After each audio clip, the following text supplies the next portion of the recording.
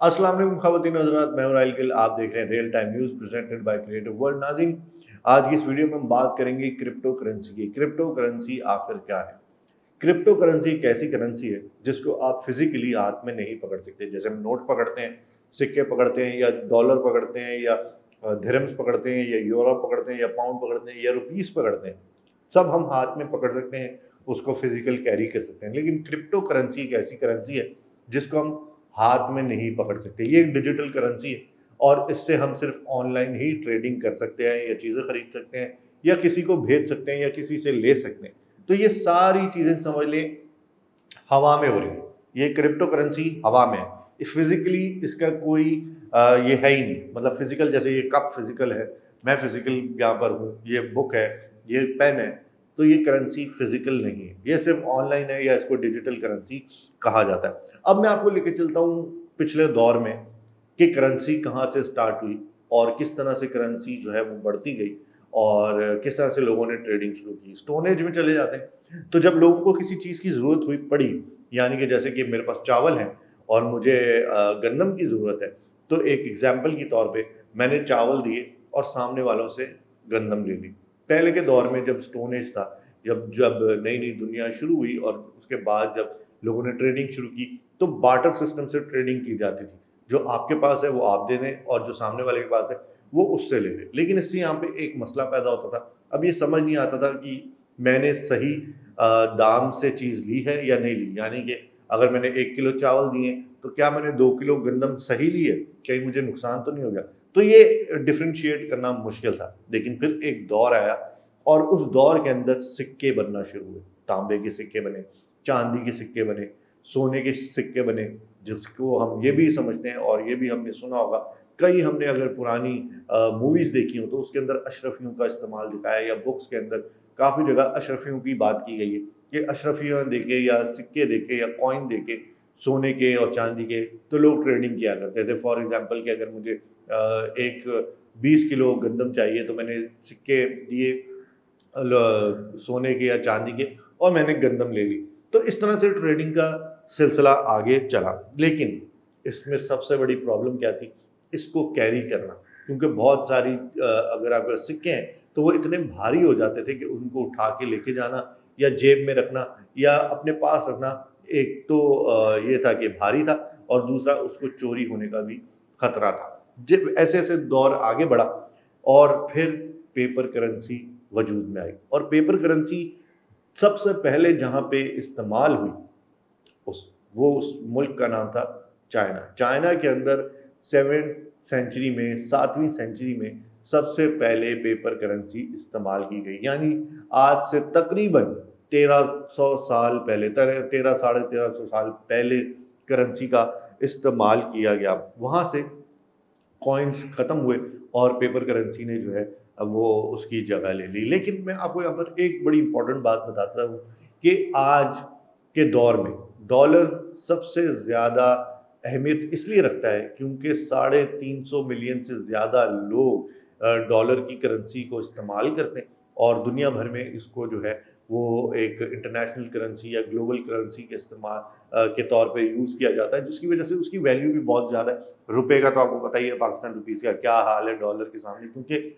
Rupees सिर्फ हम पाकिस्तान में इस्तेमाल करते हैं। बाहर कहीं जाएंगे तो बहुत सारे ममालिक शायद उसको एक्सेप्ट भी नहीं करेंगे, और उसके बदले में आपको करेंसी जो एक्सचेंज करानी हो, तो वो भी मुश्किल ही मिलेगी। लेकिन डॉलर एक ऐसी चीज़ है जो आप कहीं भी जाएंगे वहाँ पे एक्सचेंज भी हो जाएगी, उससे आप चीज़ें भी ले लेंगे, और वो आपके काम भी आएगी, फ़ायदा भी देगी आपको। लेकिन इस वक्त दुनिया में सबसे स्ट्रॉन्ग करेंसी डॉलर है, क्योंकि वो दुनिया भर में हर जगह चल सकती है। अब आगे बढ़ते हैं, तो दुनिया के अंदर बैंकिंग सिस्टम जो है वो इंट्रोड्यूस करवाया गया। बैंकिंग सिस्टम ने तो सब चीज़ें ऊपर नीचे कर दी, और एक लोगों को फ़ायदा भी दिया, और बहुत सारे लोगों को नुकसान भी दिया। सबसे पहले बात करते हैं मुल्कों की। तो जब बैंकिंग सिस्टम आया, तो बैंकिंग सिस्टम ने कैसे काम स्टार्ट किया कि बैंकिंग सिस्टम तो एक तो लोगों को अच्छा लगा। वो इसलिए अच्छा लगा कि आपके पास जो करेंसी है, या आपके पास जो पैसे हैं, वो आप कहीं जमा करवा सकते हैं, और आपको चोरी होने का कोई डर नहीं है। लेकिन बैंक में जो आप पैसा रखते हैं, बैंक उसी पैसे से आगे इन्वेस्टमेंट करता है। अब उस इन्वेस्टमेंट में फ़ायदा भी होता है, नुकसान भी होता है। तो यही वजह है कि जो गरीब ममालिक हैं, उनको इस चीज़ से बहुत नुकसान हुआ। अब इसकी एग्जांपल मैं आपको ऐसे देता हूँ कि आपने अक्सर ये नोटिस किया होगा कि जब कोई भारी रकम या कोई बड़ी रकम जब आप बैंक से निकालने जाते हैं, तो बैंक वाले आपको डिले करते हैं, टालते हैं, कभी कुछ कि ये है, वो है, इतनी जो है पैसे नहीं है या इतना कैश अवेलेबल नहीं है या कुछ भी, तो वो कोशिश करते हैं 1-2 दिन उसमें डिले हो जाए जब आप हैवी करेंसी निकालते हैं। क्योंकि हो सकता है शायद उनको नुकसान हुआ हो तो इतना उतना करेंसी उनके पास ना हो, तो वो 1-2 दिन के अंदर रिकवर करके मार्केट से और आपको पैसे दे देते हैं। तो इस तरह से जो छोटे ममालिक हैं, उनको बहुत ज़्यादा नुकसान हुआ। लेकिन अगर मैं आपको आम अल्फाज में समझाऊँ तो इस तरह की बात है कि करेंसी की हमारी डीवैल्यू क्यों हुई?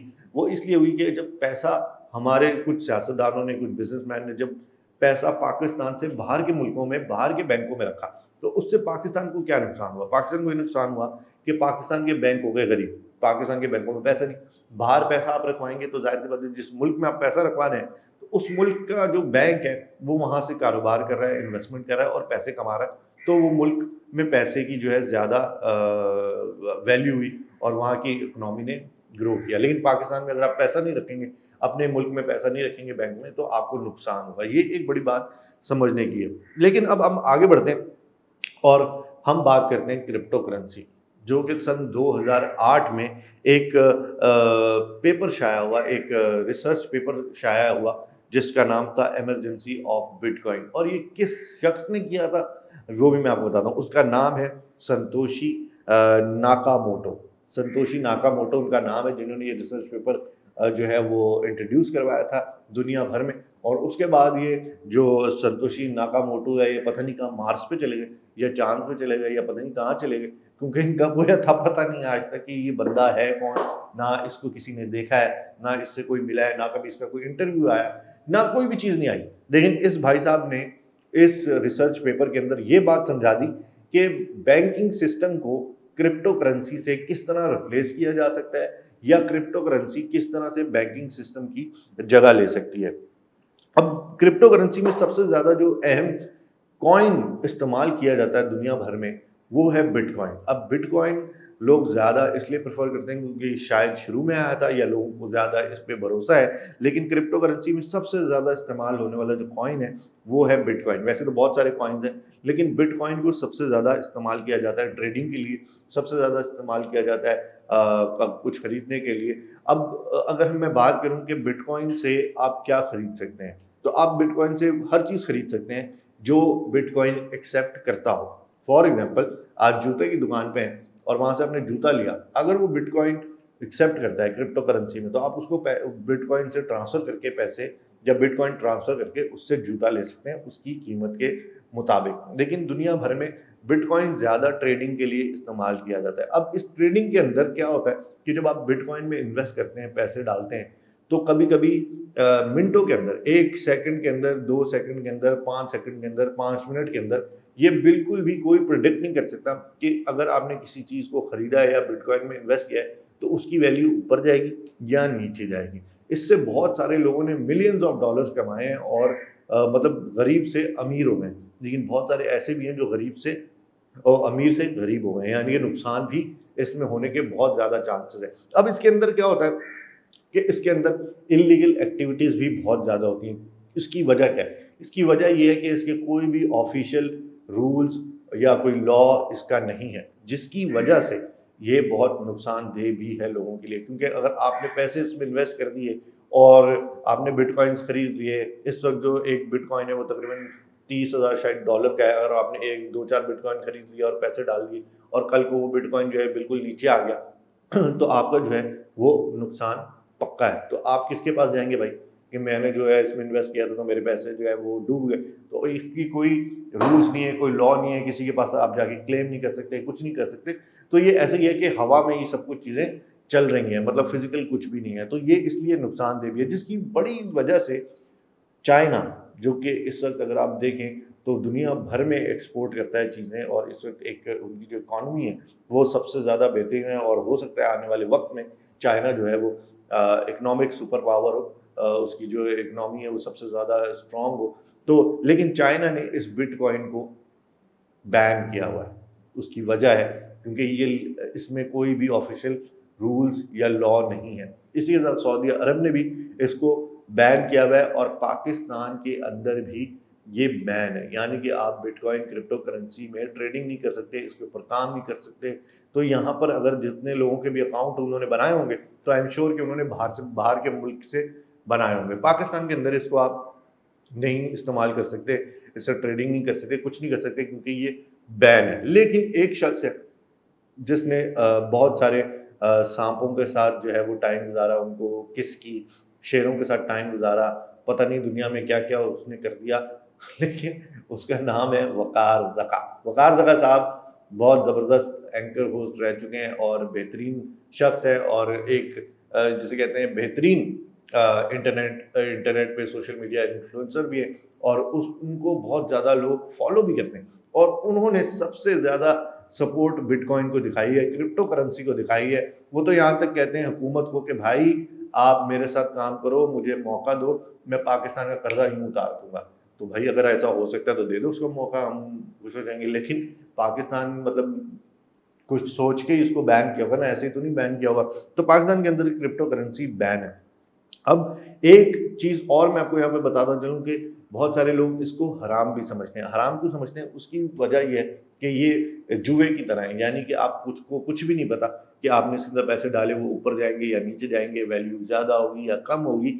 लेकिन लोग इसको समझते हैं कि ये हराम है, हलाल नहीं है, क्योंकि जैसे जुआ होता है, जिस किसी चीज़ पर आप पैसे लगाते हैं और आप सोचते हैं कि ये मैं जीत जाऊँगा और वो हार जाते हैं तो पैसे चले जाते हैं, तो ये हराम भी लोग इसको समझते हैं और इसको इस्तेमाल नहीं करते। वो ये समझते हैं कि ये खुदा की नज़र में गलत काम है। तो इसी के साथ आगे बढ़ते हैं और आपको सबसे मेन बात ये बताता हूँ कि अगर क्रिप्टो करेंसी पाकिस्तान में लीगल हो जाती है तो पाकिस्तान को सबसे ज़्यादा नुकसान ये होगा कि पाकिस्तान की करेंसी और ज़्यादा डी वैल्यू हो जाएगी।